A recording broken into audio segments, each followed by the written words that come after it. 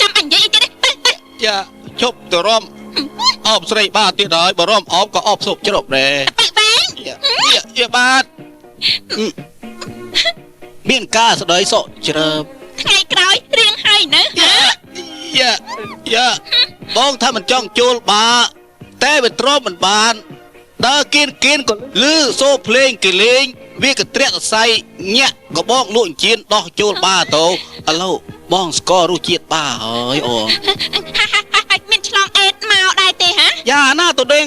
បើមិនតន់ឲ្យគ្រូពេទ្យពិនិត្យដុកទ័រផងទៅផ្ទះវិញណាខ្ញុំនឹងដាំទឹកក្តៅស្ងោរទៅបែកវែងឯងឲ្យវាជ្រះមេរោគយ៉ាពុទ្ធបាណែបងវែងអើយណាលុយខ្ចីខ្ញុំមកនេះណាអាម៉ាប់អូនកុំហានិយាយ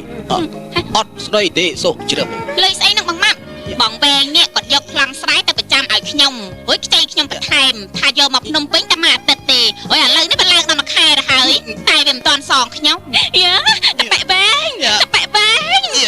មិនក៏ថ្លើមធំម៉េះហ៊ានលក់ស្រែចូលបាផងហ៎ឥឡូវបានលុយណាសងបងម៉ាប់បានគ្មានលុយសងក៏មិនអីដែរឲ្យតែបងវែងព្រមធ្វើជាប្តីរបស់ខ្ញុំយ៉ាមកើតទេអញទប់ទល់មិនរួចទេបើឡើងដល់ទៅ2នាក់យ៉ាងយកតែបែកវែងយ៉ាអាណិតវែងកុំធ្វើបាបវែងអាណិតបងឥឡូវព្រមធ្វើប្តីខ្ញុំមិនព្រមឆ្លើយភ្លាមមកយ៉ាបាទព្រមសុកចិត្តបកុលខ្លួនឲ្យអាម៉ាប់រំលោភហើយតែខ្ញុំវាមិនព្រមខ្ញុំនឹងច្រាំសាច់បងឯងឲ្យម៉ត់ទេយ៉ា